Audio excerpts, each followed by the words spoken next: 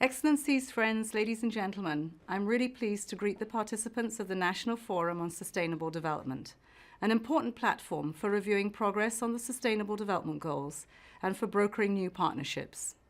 I commend the commitment of Belarus and of Her Excellency Mariana Shatina, National Coordinator of Belarus, for their leadership in advancing the 2030 Agenda.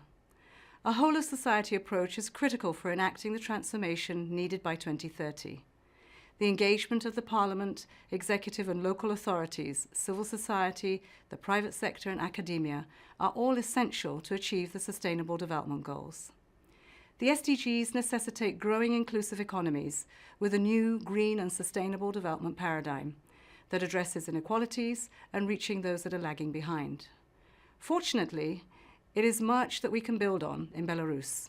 Since its independence, your country has made considerable progress in sustainable development. After joining the family of upper middle-income countries in 2016, the government has come a long way in adapting its national policies to the achievement of the Sustainable Development Goals. I commend the establishment of a high-level coordination mechanism on the SDGs for the presentation of Belarus Voluntary National Review at the High-Level Political Forum in 2017. And for the wide-scale advocacy campaigns on the SDGs among regional and local government, civil society, the private sector, and the public. I also welcome the government's commitment to leaving no one behind.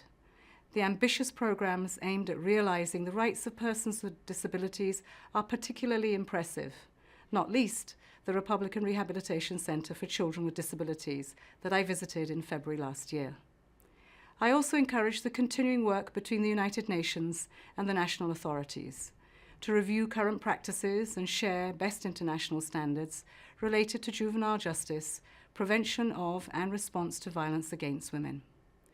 The United Nations is committed to supporting Belarus in all its efforts to achieve the SDGs, especially now when the country is drafting its new National Development Strategy for 2035.